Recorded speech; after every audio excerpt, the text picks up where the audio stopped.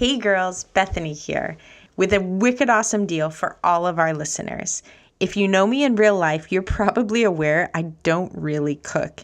In fact, my most famous dish in this household is likely my ramen noodles. But this year, I'm committed to changing the narrative. So, Prep Dish to the rescue.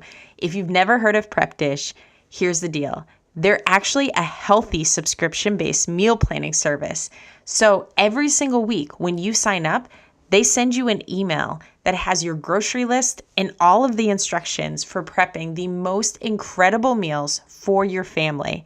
I'm talking meals that are smoky paprika chicken legs with a trio of roasted vegetable or turkey and zucchini lasagna. I don't know about you, but that beats ramen noodles or chili mac any day of the week. I'm excited to enter this new adventure, and I want to invite you to join me. So here's what you do. Go to prepdish.com/heygirl and get a free 2-week trial for free. That's incredible.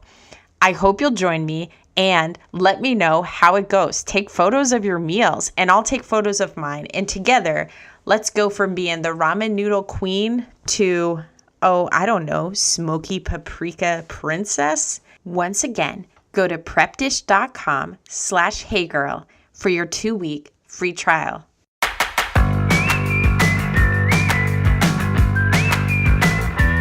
Hey girls, and welcome to another episode of the Hey Girl podcast. We're your hosts, Bethany Needham and Laurie Casagrande. And each week, we get to share with you stories from women of all ages and stages of life who are following Jesus right where they're at. Our prayer is that each story encourages you to run your race in your place. In this week's episode, we get to introduce you to Evan Reininger. I've gotten to know Evan and her family after her and her husband made the courageous move from Oklahoma all the way to Massachusetts, where her husband became the associate pastor at the church that I just recently worked for. They're an incredible family. They have a wonderful story. But, Laurie, if you could choose one word to describe Evan to our listeners before they hear her story, what would it be? Bethany, you've already said it. Oklahoma, all the way. Evan is so passionate about her hometown and her southern experiences, and now she's bringing them up to here in Massachusetts, so get ready to hear more from our guest, Evan Reininger. I was born and raised Oklahoma, pride of the heartland. Love it. Yes, there is a lot of pride. If you meet anyone from Oklahoma, there's a lot of pride in being associated with where you're from. So, do that. Well, meet someone from Oklahoma. You were my first that I really knew. And yeah, I remember how excited you would get describing Oklahoma. Yeah. And I am wearing Oklahoma paraphernalia right now. Wait, do you own shirts that don't say Oklahoma? No, okay. I even own Oklahoma jewelry. What? Everything. Now I'm feeling like the worst New Englander ever. Yeah. I need to up my game. No, it's just unique. It is unique about Oklahoma. There's a sense of pride and camaraderie that comes with being an Oklahoman. I grew up in a non-Christian home, which is hard to come by in Oklahoma. Yeah, for real. Yeah, everybody there is associated with church. Whether you're a Christian or not, you go to church. And so everybody in the heartland, in the South, everybody goes to church. But we did not. So we were very much black sheep. My mom was raised very devout Catholic.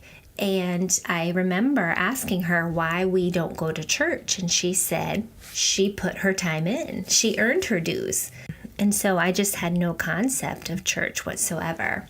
But I had a friend that invited me to go to a Wednesday night youth group. And I went with her, and that was the night I accepted Christ into my life. Like, with no prior knowledge of what God was, I remember being in that Wednesday night service and saying, I want God in my life. Wow. How old were you? I can't remember if I was 15 or 16, but in high school. Wow, that's huge. And so I truly believe with all my heart that was the night I accepted Christ. and began a relationship with him.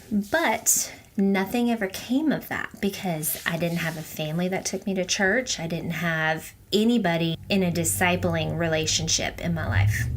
So I accepted Christ, but that was kind of it. I can remember sitting alone in my room some nights, like reading the Bible and praying to God, and I knew that was what I was supposed to do, and I had this relationship with him, but I didn't know how to do it or what to do. It wasn't until I went to college that I really had a college pastor invest in my life and say, okay, we see God in you. Here's how you pursue a relationship with him. And they taught me discipleship. Like, they walked through the Christian life with me and said, here's how you follow God, and here are some things you do. And it wasn't until that point that I really made it my own and grew, and I chose to be baptized at that point. And how did your family respond? Well, like, I invited my mom right to come see me be baptized, and she loved it. Like, they loved the fact that I was doing this. They didn't know what it meant, but they loved it. Right. Well, I'm assuming there's like a lot of positive, like, it wasn't like you were, going into a cult and had shaved your head and come watch me get my first piercing. No, they loved it, and they were totally supportive. And even through that, having met Daryl and engaging in a relationship with him that they could see was being taken very seriously. They knew he was a pastor, but they were proud of it. Like, they were proud to say, my son-in-law is a pastor and here's what he does. But still, they don't know what it means. Yeah. They haven't necessarily applied those same things to their life, but they love the idea that we do. Wow. That must be an Oklahoma thing, because I'm thinking, gosh, if you transplant that whole family here, it's almost like having the daughter become a Christian, marry a pastor would be the thing that would be like, okay, you're making us the black sheep. That is very much a cultural difference in the area. Like, everyone in Oklahoma believes that going to church is the right thing to do, whether you believe in Jesus or not. But here, it's a commitment. It's a sacrifice. Like, you are giving something up. You're putting yourself out there to say, here's who I am and here's what I believe. So there's a lot more people that it's genuine. Like, if they say, we're following Jesus, they mean it. And it's a bigger deal. That's so true, because here, like, gosh, the commitment to be in church for a lot of I think of families, like, they're sacrificing sports and ski days and all the things that families do on Sundays, and to say, no, we're making church a priority. This is going to be, it's a big deal, because not everybody's doing it around here. No, because even in Oklahoma, you weren't allowed. Like, there were no extracurricular activities on Wednesday nights or Sundays, because those were church days. Schools were not allowed to have sporting events or functions on a Wednesday night or a Saturday. I feel like you're kind of describing another planet the more you talk about it. We had Chick-fil-A days in school, where twice a month That's you get I'm Chick-fil-A. moving to Oklahoma. It's pretty godly. But all that to say, it was just natural. That's who you were, whether you believed it or not. But that is the biggest difference we've seen moving to New England, is the people who are willing to say they are followers of Christ. It's a genuine belief. Yeah.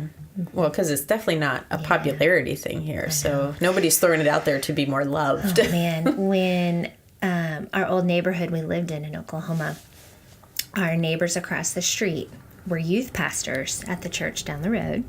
Wow. Our neighbors next door went to church with us. Our neighbors across the street from them, their father was the pastor at a different local church.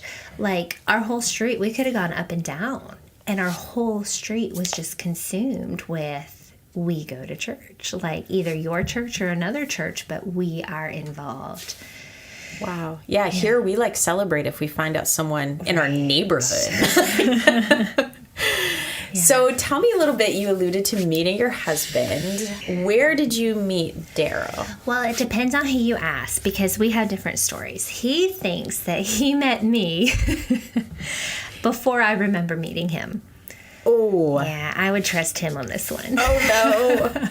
Well, we were talking off mic about you maybe not remembering things as well. This is one of those examples. Okay, so we're going to give this to Daryl. So what is him. Daryl's side of the story? He remembers the first time he met me, and it was at church because I didn't meet Daryl until I was in college. Okay. And that's when I began my relationship in Christianity and pursuing God. And so when I went to college, I found the local church, and the college pastors invested in me and taught me what it was like to be a Christian and discipled me. And through that, I became an intern at their church. Like, they took me under their wing because I was hours from home. And so they were my family, you know. They did my laundry. They gave me food. Everything that a college kid needs. Oh, yeah. They were that for me. And through that, they were showing me and teaching me what it meant to truly live a Christian life, not just read it from the Bible. And so through that, I became an intern at their church, and I began my call to ministry. Like, through that, I genuinely felt that God called me to ministry. Wow. And what did you do? You say intern. What was your role? Right. At that point, I think I did a lot of middle school work. Okay. You know, just being the, you know what it's like to do middle school ministry. I love middle school. You got to be energetic. You got to lead some games. You got to put yourself out there. But just being involved in whatever they did. It was a small church, so it was just all-encompassing. You did it all. Gotcha. You did the camps, did the retreats, did it all. And I genuinely felt that God called me to a life of ministry.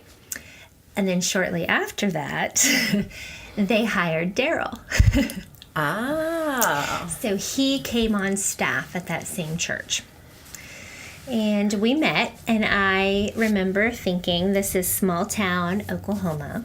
They are slim pickings when it comes to, you know, meeting new people and guys and girls. And just remember thinking, everybody is just fawning over him. Like, I had to wait in line to tell him hello because... Take a number. Right. Everybody was just drawn to him and flocking to him. But I remember having such peace thinking, I'll get my time. Like, I don't have to fight it. I don't have to rush. Like, I'll get my time. So. And boy, did you. So when did it turn from you're in line to say hi to hello? It was a long time. And it was probably 1.5 years, almost 2 years. And I can look back on that now with the value of hindsight and say that was a gift from God. Because I got to develop my own life as a Christian, and I got to develop my own call to ministry. And I can see now, 15 years later, that I'm not doing this because of him. I'm not doing this because he made me do it. But I can always fall back on God created that heart in me first. Yeah. And gave me Daryl to pursue that. So speaking of him, he picked the right time to call. He loves me. So usually when people use the term hindsight, it's because in the moment it was harder to see. So just was it hard in that 1.5 years? Like, was it kind of, I am attracted, I would love for something to happen? Because it was forbidden. Like, he was on staff and I was an intern. So this is the second Oklahoma story on Hey Girl about a staff person and an intern. Okay, what's up with Oklahoma? we know how to do it right. I guess so. So it was hard because it was forbidden, because I was working as an intern at this church. They hired Daryl to come in. We could obviously see there was some sort of connection there, and we just had to wait. Like, because we were working together, we weren't allowed to date. Gotcha. So I had a 1.5 year internship. It wasn't until about the year mark that we really were like, okay, I think there are feelings on both sides. Let's pursue this. Which also, in the value of hindsight, is that's what made us fall in love with each other. We spent a whole year seeing each other do ministry. We spent a whole year seeing each other live their lives for God. And so that is just a love story that I would want everyone to experience, because you fall in love with the way that person is loving God. Andy actually says that to people, because Andy and I met at Christian camp. Oh my gosh. And I did not realize there was any interest on his side, but he tells the story of, I got to watch her do ministry. And like, he's like, I remember watching you coach soccer and thinking like, she's going to be a great mom, which is semi-creepy because I didn't know he was watching me coach soccer, but there's something to be said about seeing somebody's heart and yeah, for sure. Those weren't things I would have noticed in the time, but now looking back on them, it has given us such a solid foundation, because I knew who I was in Christ. I had time to figure that out, and I had time to see who he was in Christ. And I mean, it doesn't get more solid than that, because no matter what life brings you through any stage, that's what you fall back on. Oh, yeah. So we got to watch this for about a year, and then we decided, okay, let's take it to the next step. But then we were told, wait, you can't. Oh yeah, she's your intern. Oh. You can't. So we spent another 6 months just saying, okay, we know we like each other, but we're just going to pretend we don't. That's so awkward. It was awkward. Everybody knew. We couldn't hide it, but we couldn't do anything about it. So that time ended, and my internship was over. And so then we thought, okay, like this is it. But lo and behold, I got offered an extension. So 6 more months of... Oh, girl, you're committed to that. It was committed. And then once that 6 months was over, I left town. So we were finally allowed to date, and... You were gone. I left. Yeah, because I was at a junior college. It was only a 2-year college, and so I had to go somewhere else. And so I did, but that meant we weren't in the same town. So at that point, it only took like a month of long distance dating before it was like, let's get married. We're done. Like, we know. Game over. Wow. So how long were you dating before you got engaged? Like less than 6 months.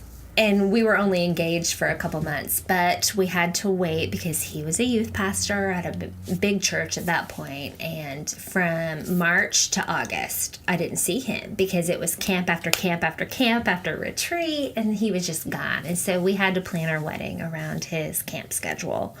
So...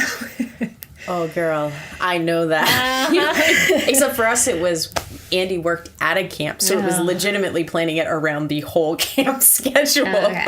Yeah.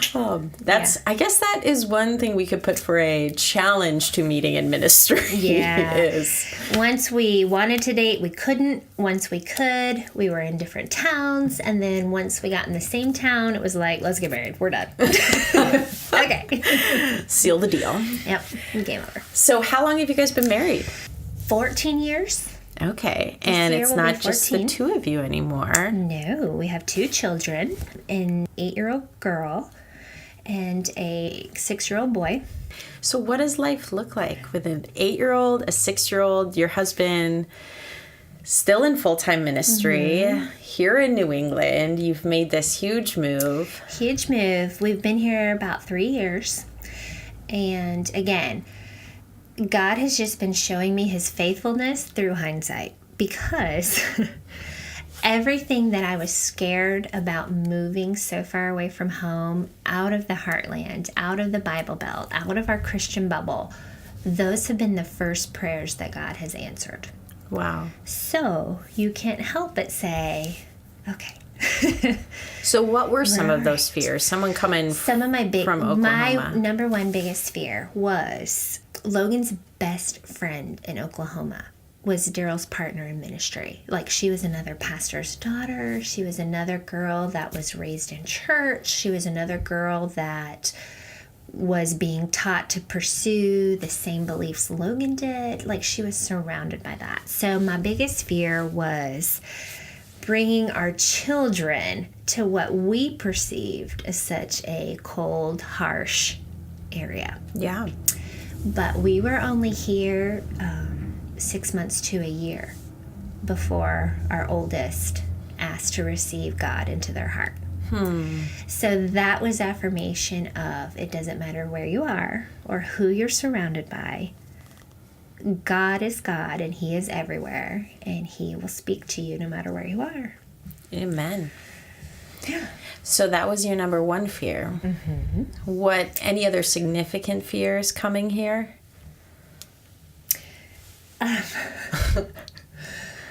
No, I think our biggest fear was, and it was hard to think of anything else because I think this was such a big fear.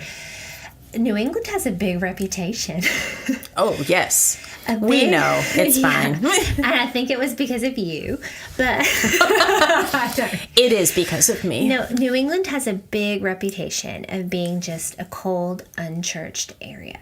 And so I think we were blinded. We had blinders on. We couldn't see anything beyond, how are we going to raise a Christian family surrounded by non-Christians? Heathens. Yeah. All of us. I mean, I remember our first winter here, and Logan, our daughter, came home from school talking about how they had this class presentation about Rosh Hashanah and Yom Kippur and the Festival of Lights and all of these non-Christian holidays that just you would have never known of.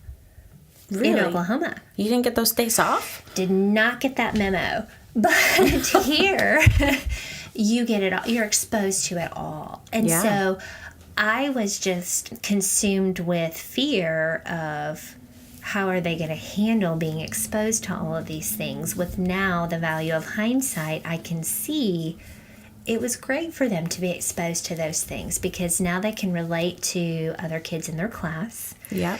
They understand what it means when they say their friend is Jewish. Yeah. And why they believe what they believe. But most importantly, it has enabled us to explain to Logan why we believe what we believe. Yeah. Because neither Daryl nor I grew up in Christian homes. And so our faith was our own. It wasn't something that our parents pushed on us. But it was new to us to raise our own children in a Christian home. Because how do we balance pushing what we believe on them versus letting them explore it on their own?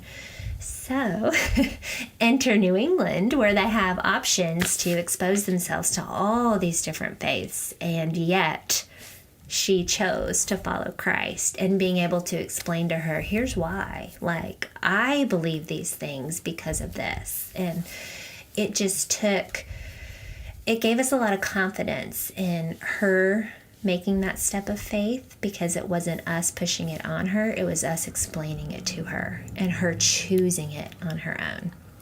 I love that, just the choosing the perspective that this is an opportunity as a parent to kind of hard opportunity. And I thought about this in terms of something else I was working through with one of my kids, and in real parenting, like the kind that God calls us to, is exhausting. Because it means putting down whatever it is that we're working on and having the conversation, and not just, okay, whatever, like just figure it out. It's, okay, let's talk about it. Let's talk about, and that could be anything. My kids are in middle school now, and so we've kind of gone from the faith aspect to anything from sexuality to personal convictions. Like, okay, how come my friends do this, but we don't do these things? And actually sitting down and being willing to have the conversation, and even holding that loosely, like, in the end, you're going to make these decisions for yourself, but I want you to know that we're not just throwing rules for the sake of rules. Like, these are things that God's laid on our heart, and that we believe. I say it to my son a lot in particular, is I answer to God for this. Like, that is mommy's conviction. I don't answer to the other parents or the school system. Like, when I stand before God, it matters to me. Like, did I obey as a mother, and just as a child of God, was I obedient? Nothing makes you more dependent on God than having children. Seriously. Because it is out of your hands. It's so true. What is it? Someone's saying marriage refines you And I was like, I think marriage refines you and then children just break you. Yeah, I'm done. I just need you both to go to school because I'm done. Which is the stage of life we're in right now. And God knows that we need it. And that's, yeah. Whew. So, talking about this season in ministry, the kids in school, let's just flip a little bit over to your relationship, your own faith, because it was kind of this beautiful picture. You came to know Christ in high school. You really grew in college. They taught you what that walk looked like. Yes. So fast forward to right now, what does your relationship and growing closer to Jesus look like for you? My relationship with Jesus right now looks like a straight up midlife crisis. Yes. That is the best description I've ever heard. I mean, I don't know how it can be a midlife crisis considering I'm only 29. Okay, we'll go with that. This is a real turning point in my walk with God because this is the first year that I have all kids in school. Yes. So I am left from being this devoted stay-at-home mom where every ounce of my energy went straight to the kids to now being home alone all day. And that's a big change. It leads to crisis, I'll tell you, because it leaves you thinking, what's next in my life? Like, everything I have put my value in as a mother is now out the door in somebody else's hands for most of the day. So what do? I'm just at home. Like, where does that leave me as far as who I am now? What, goals do I pursue? How am I looking at God differently? And it results in a crisis. That's huge. That's a huge transition point, for sure. I never had any fear with any transition in my life as far as leaving home, going to school, meeting Daryl, getting married, having kids, choosing to quit my job and stay home. Like, no decision in life has left me with more anxiety than this one. Wow. Because now I'm having to figure out who I am and am I still good enough? Because going back to work is a daunting thought when you've stayed home for, almost 10 years. And so now it's like, okay, this is who I was before kids, but am I still good enough to be that person now? And you changed so much. Like, this is who I was before. Am I even that person anymore? Yeah. I remember, gosh, first of all, I'm affirming that's a huge thing because that is one memory that I have is when Mercy got on the bus for kindergarten. And to this day, I will say it was one of the biggest transitions in my life. First of all, I think it's really good to hear you describe that idea of midlife crisis and just being honest that this is a crisis moment, because I guarantee you we have moms who are listening that may be in that exact crisis moment, or women who are just like, okay, I'm not in that point, but what you're describing is what I feel about my current transition. Daryl, my husband, really struggled with turning 30. That was a midlife crisis to him because of the number. But that never bothered me. I could turn 30. I could turn 35. Like, because you never turned 30. You're 29. And it was still, I was okay with that. My crisis didn't come in a number. My crisis came in a stage of life. And obviously I had been through so many different changes in stages of life. And I've seen God's promises through them all. And I've never been as scared as I am for this one now. Because, again, it's having to reflect on my worth and who I am and what I want to be now. It's not about someone else at this point. It comes back to me. So that is like, very insightful. Cool. Because I think in marriage, we can hide behind our spouse. Yeah. In mothering, we can hide behind our children. Yeah, so those changes were easy. Yeah, you take those nets away and... You're just left with yourself. Maybe you have an answer for this, maybe you don't, but what's God speaking in your crisis? What's he saying? wait. Just rest. Oh, I hate that word. Be patient. And again, I can't complain about that. It's been really good because my youngest just started school in September. Yeah. So it's only been a few months, really. And we've had the holidays, and it's been busy, and it's just been just wait. Like, I don't have to have the answer now. And it's okay. So that's where I am now, is just waiting to see, okay, we've gotten established in our new routine. We've gotten comfortable with the kids being gone. We've gotten comfortable with where we are as a family. Yeah. We've taken some time. So now we wait. And we might just take baby steps. Yeah. Well, because it's like any transition. There may be things you step into that you're like, no, it's almost, in some ways, you're discovering who you are now in ways you never had the opportunity before. So, and not a bad way that kids mandate some of that, because with small children, there are things you just have to do, whether you're good at them or not. Things have to be done. You know, if you have a baby, it doesn't matter if you're a good diaper changer. You got to change the diaper. Yeah. So we've started small as far as just dipping my toe in the water of, okay, let's just start by leading a women's Bible study. You know, let's just start by giving a little bit of time here and there. I think that's wise. How it goes. Yeah. Try it little by little versus leaping in. Yes. So you mentioned, and I'm going to bring this up real quick, that you guys did the Enneagram test. So I bring it up because, one, this Enneagram is trendy right now. Like, you hear it a lot. And I haven't talked about it a ton on this podcast. I did take the test. I feel like I'm afraid to talk about it because it's so in depth, and I haven't studied it enough to feel like as far as my own... So I am a number 2 on the Enneagram. I cannot sit here and tell you all of what that means. But for people who are listening and they've totally studied this, they could probably sit and be like, oh, well, let me tell you about you. But I'm curious, you were a number 5. So tell me, because we were talking earlier just about not surprising things. No. But what does it mean to be a 5 on? Because as a 2, I didn't study all the other numbers. This was super fun because I don't think anybody can do any of these tests and be surprised by the results. I think no matter what test it is, when you get the results back, there's, a big part of you that's like, yeah, I can see that. Yeah, that's probably true. It's accurate. Yeah. And as was this one. I am a 5 through and through. So give me like a nutshell for someone who's like, I've never heard of the Enneagram. What does it mean to be a 5? A number 5 is very much an introvert.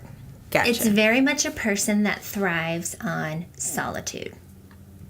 It takes a lot of your energy to pour into others. Yeah. So, welcome to the life of a ministry wife. I was like trying to think of how to word it. I was like, how does that play into ministry? That has been, I told you earlier, that has been one of my favorite things about taking these tests, because I think there's a lot of value in knowing who you are and your personality tendencies, but that's not the end. You have to learn to cope. You have to learn to live life with all the other numbers around you. So as much as I'm a number 5 and I thrive on solitude and I love my alone time and it's hard for me to portray emotions, there's still a lot of value in that and being around other people. And so you can't just use that as an excuse or a crutch and say, I'm done. I'm staying home. I can't do this. I'm introverted. Just leave me alone. I'm not going to be a part of that Bible study. I'm not going to be a part of this group because I'm a 5. Yeah. Like, you have to learn to cope with who you are in the world around you. And so that's why these tests are really good, because it not only shows you who you are, but it also teaches you how to be a part of the world around you.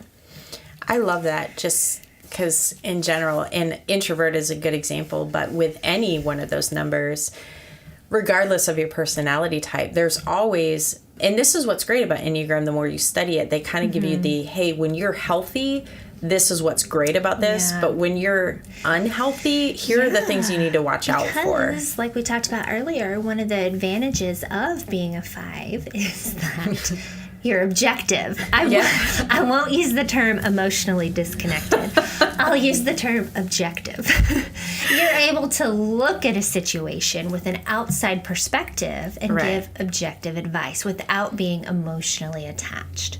And each personality trait has amazing qualities to it, and you have to just learn what your strengths and weaknesses are and how to function. Because even though I'm an introvert, my husband's a pastor. We're going to be around people every day of our life. We're going to have groups in our home. We're going to be parts of Bible studies. We are going to be in it. And that's another example of why it's good to have your partner know personality types, because it helps alleviate frustrations with each other, because he knows on Thursday nights when we have our college group meet in our home, by the time they're all out the door, he knows, don't talk to me. Like, I need some space. I put it all on the floor, honey. Literally, I have given every ounce of emotion and energy that I have into being there for these kids. Now they're gone. I need some space. Yeah. And so he doesn't see that as an offense. He doesn't see that as me rejecting him. He sees that as, okay, she just needs some alone time to recoup, refresh. We know that about each other.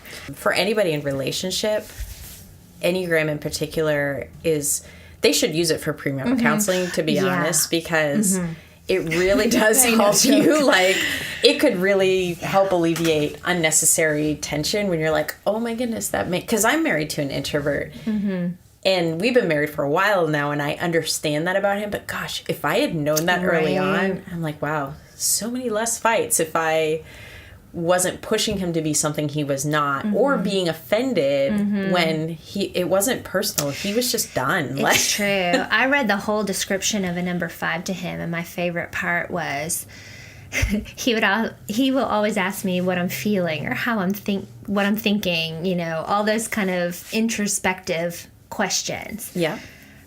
And I would just be like, oh, what? And now reading, like, word for word off of that test, a number 5 has a hard time communicating their feelings because they don't understand what their feelings are. Yeah.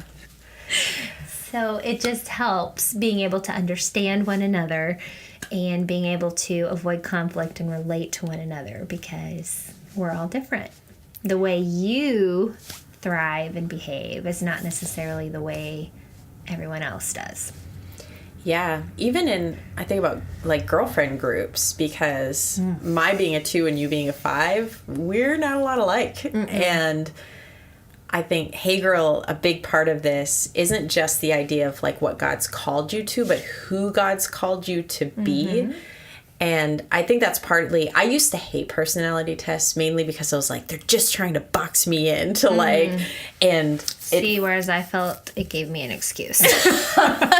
Well, and they say, yeah, that's me. All right. This will sound like an advertisement, but their big thing is like, if it's done well and right, it should bring freedom. Yeah. It's not about boxing you in. It's in understanding yourself. There's freedom in that. And so I just think in friendships as women, for us to be able to, not that we have to sit and like typecast, oh, well, there's a number 7. In fact, I was listening to this guy who teaches the Enneagram. He's like, one thing you should not do is like, once you've studied it, then go around and start being like, well, that person's whatever, like not a healthy response. But it is wise to consider as you meet people, and things that might either rub you the wrong way or be frustrating, is to stop and think like, oftentimes we're looking through our own lens of like, if I'm a highly emotional person looking at a emotionally disconnected, what do we say, person? Objective. Yeah. The objective person. Then honestly, like my perspective can be like, wow, nope, what I was about to say can't be said. She's not very nice. But it's not you not being nice. You're just not, it's not going to show up in this like, well, like huge emotion. pegged into a hole of being a little bit rude because I'm not an outgoing person. So a lot of times the first time people meet me, they might think, oh, she's a little snooty. But really, I just am trying to take it all in. Yeah. I'm not the kind of person that needs a lot of friends. Right. So when I pick and choose my friends, if I pick you, you're a friend for life. Yeah. Like, it's a lot more devoted and deeper and interesting because, like, I think I'm glad that you said that because I'm thinking about the women they're like, yes. Like, people are always like, you're rude. And it's not like you're trying to be rude. And that's a hard feedback so I will give it from totally opposite perspective, right? I'm an outgoing person and I often get misread as being basically that I'm not being real. That, okay, you're just putting on this bubbly front and that's a hard thing for me to hear because I'm like, I don't know how to turn that out. Like, it's part of my personality. At the same time, when I have in friendships, like, I'm not always bouncing off the walls bubbly. Like, when I have a friendship, we have real talk. Like, I'm not afraid of real conversation. But the truth of who God's made me is when we first meet, unfortunately, that annoying, bubbly, like, that is how God wired me. And for a long time, I tried to snuff that out because I was like, am I just being like a Barbie doll here? And like, not have to snuff it out. You just learn how to cope. Yeah. Because yes, I'm going to have to spend a lot of time with you before I decide, okay, I'm willing to commit to you as a friend. But I have to learn how to cope. I can't just come off cold and rude to everyone I meet because I haven't figured it out in my own mind yet. Right. You have to learn to survive and thrive and cope in the world around you knowing your personality type. So I have to be more aware of the way I present myself. Yeah. No matter what. Not that I'm trying to be fake, just trying to reconcile my weaknesses with my strengths. No, it's true. Well, this is good stuff. We could go on the Enneagram forever, but I'm going to jump to our last question since we'll just go from real hard talk to let's talk real talk, which is, Evan, what is the most superficial thing about you? Okay. The most superficial thing about me maybe would be that I have to have clean floors. Huh. Like mopped, scrubbed down. Just swept. I just have to sweep the floor because I feel like if the floor is clean, everything else will follow. If only it were true. We could just keep the floor clean. But granted, when you have young kids, you've got Pop-Tart crumbs and Cheetos, and I mean, there are Lord knows what on your floor. But if you can just keep the floor clean, it makes everything else seem okay. That's like, everybody has that one thing, right? Some people, it's dishes in the sink. Mine is, you can turn around and see it, I have to make the bed.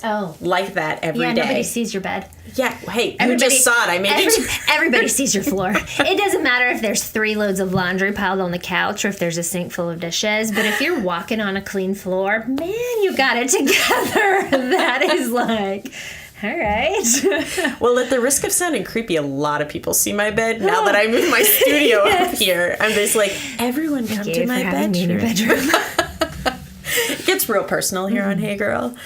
Clean floors. We're friends for life. Now I'm going to notice your floors every time I come. Well, they'll be clean. Don't worry. I'm like, girl, your floors are shining. Nothing else might be, but the floors will be. And I think, too, I walk around barefoot all day, every day. So I notice when I'm stepping on crumbs, it bothers me that I can't walk across the floor. And we have hardwood floors. So every little crumb you step on just sticks to your feet. And I don't know.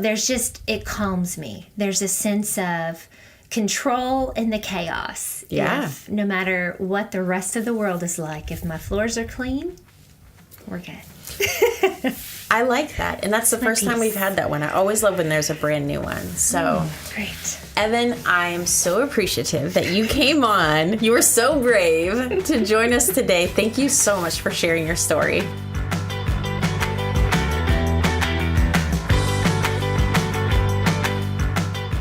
Okay, girls, that was our friend Evan. So back to our prayer for you that encourages you to run your race in your place. Bethany, what about Evan's story stood out to you? So I have to say, when she was describing that early on in her faith, just about growing and taking those next steps and not just accepting Christ like that prayer, but getting to that place in college of learning to read our Bible and do all of these things. And I think a lot when we use this run your race in your place, we can sometimes focus maybe too much on the run your race and forget that in your place is just as important because we're all in different places. And that's the same in our spiritual walk too. Like what I do and how I'm growing closer to Jesus right now might look different than most people who listen. And that's okay because we're all in different places in our race. And that was something that stood out and I thought about as Evan was sharing, to just remind our listeners of that. Like maybe you listen to these stories and somebody shares something and you're like, oh, am I supposed to be doing that? Exactly. Yeah, and it's so not the purpose of Hey Girl isn't to put this goal to become the person you're listening to, but to take the time to think about where am I at in my own race? And then how do I grow from here? I like the line. Have you ever heard the quote, just do the next right thing? No, but I like it. I know, it's totally not a Bible verse. However, I think the truth of it is something that we could all use a reminder of is in your day as you're thinking about, okay, how do I run my race today in this place is just do the next right thing. So for you, whatever that is, and don't make the next right thing like, I'm going to jump up and run a marathon today. And I don't mean actual physical marathon, but like sometimes I think we get guilty about our spiritual journey and then we try and jump up and run a spiritual marathon. Like, well, now I have to read through the Bible in the next 5 days or whatever it is. Like now I have to pray for 3 hours a day. And that might not be where you're at all. At the same time, if that's where you're at, awesome. That's your place and run it and do well. But as she was sharing in Evan's story, I think it's a really, really good reminder for all of us to just think about that today. Where are we at and how are we growing? It's not an excuse not to grow. Like your place, it's still important that you get up and keep running. But at the same time, it's also there's grace for where you are.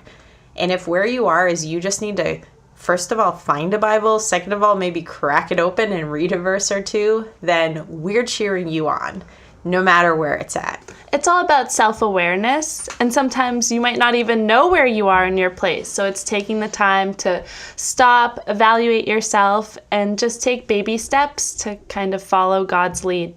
Yeah, absolutely. And she mentioned the Enneagram in hers. And I will say, if you have the opportunity to take a test like that, that actually can help with self-awareness, to be aware of who has God made me, and then just keep stepping deeper. Okay, who has he made me? Where has he placed me? What does my race even look like right now? And I don't know, I think it's a great opportunity. But in our conversations, I happen to know that this episode brought kind of a zinger for you. So are you ready to share your zinger?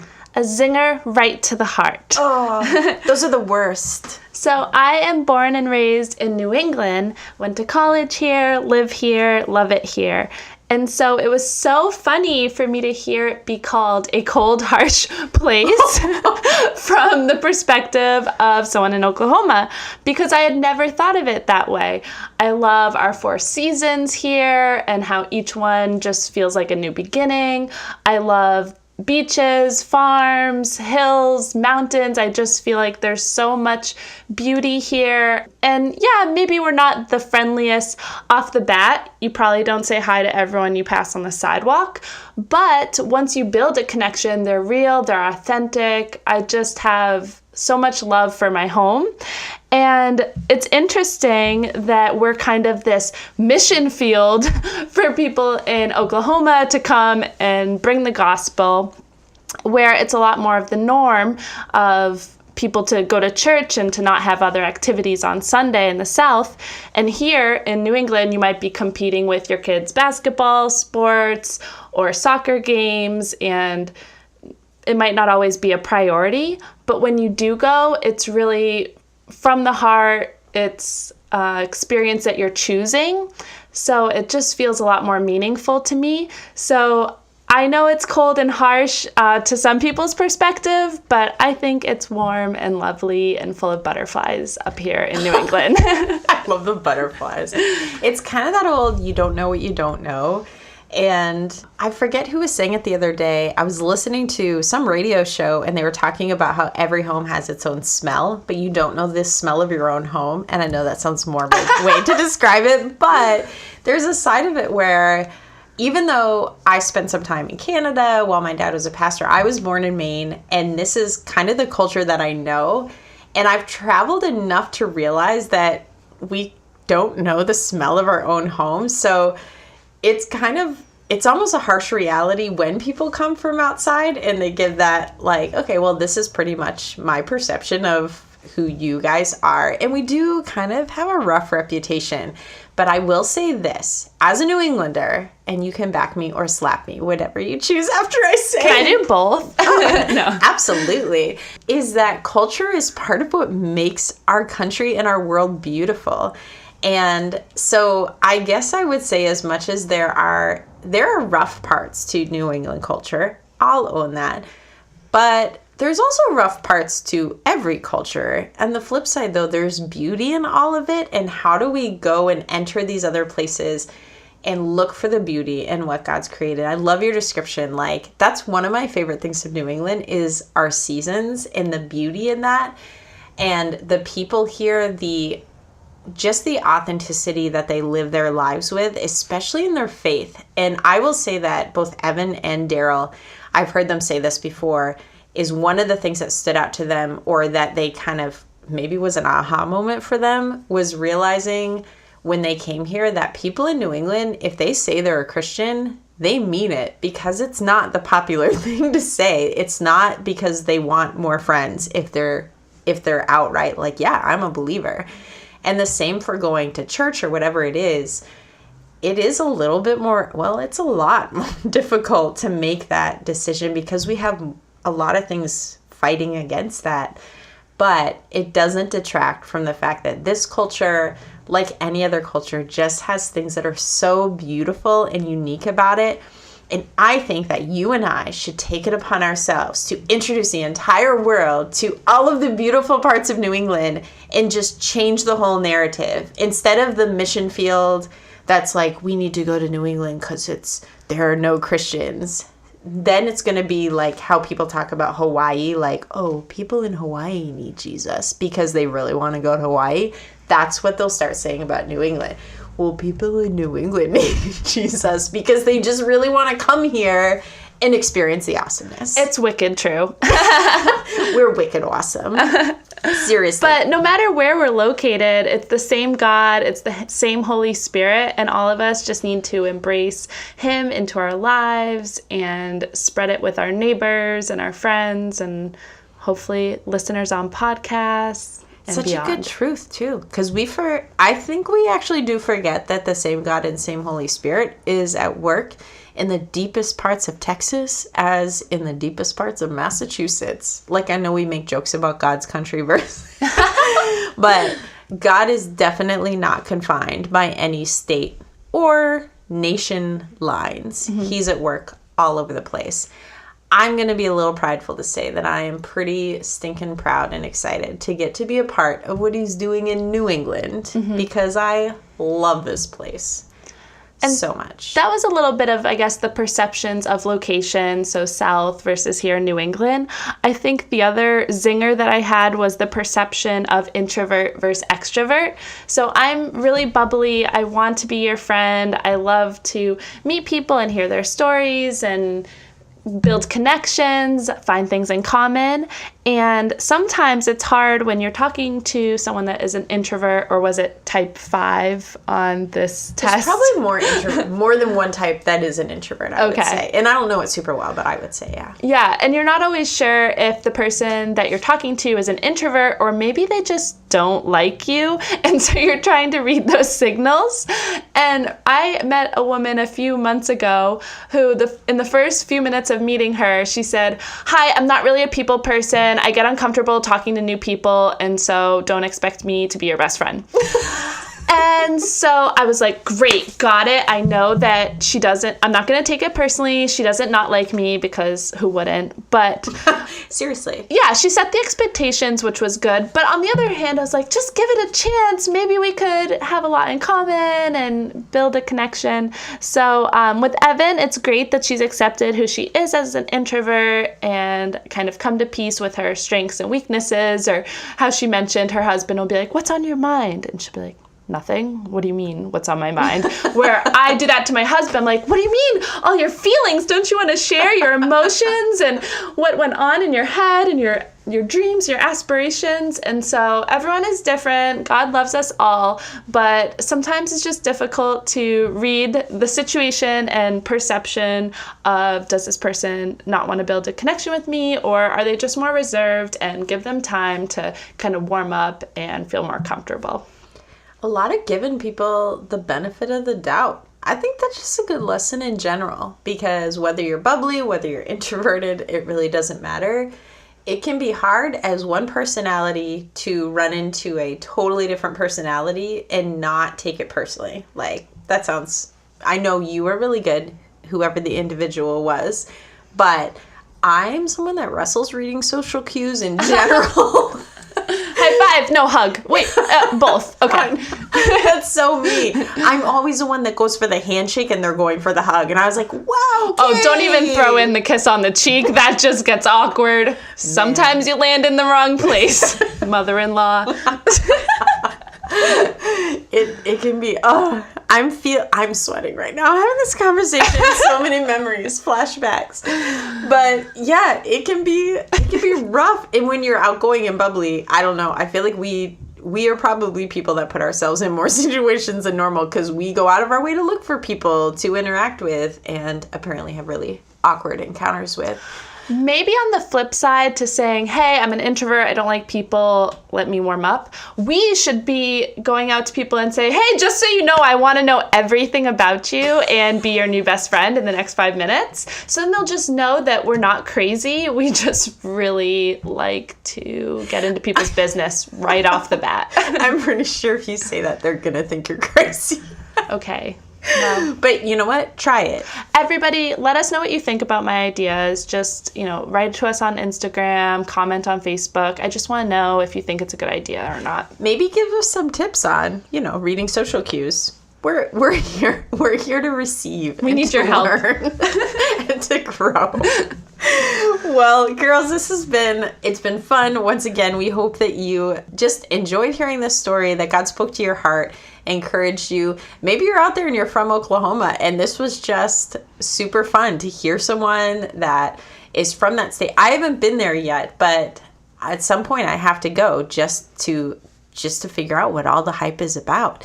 But we love you, Oklahomies out there listening, and we love all the rest of you too, except there's not really an appropriate New England, Massachusetts terminology for me to say on air, so I'll just say I love you people from Massachusetts, and you know what you're known as. I like maniacs for people from Maine. Oh, that's fair. In a good way, like a good maniac. We love you. Well, I was born there, so we can say that. We love you, and thanks for listening once again, and we hope you'll join us again next week. Also, send in your tips. Seriously, we need help. Social cues, people. Bye, girls. And every detail about you. We just want to know you. Bye, girls.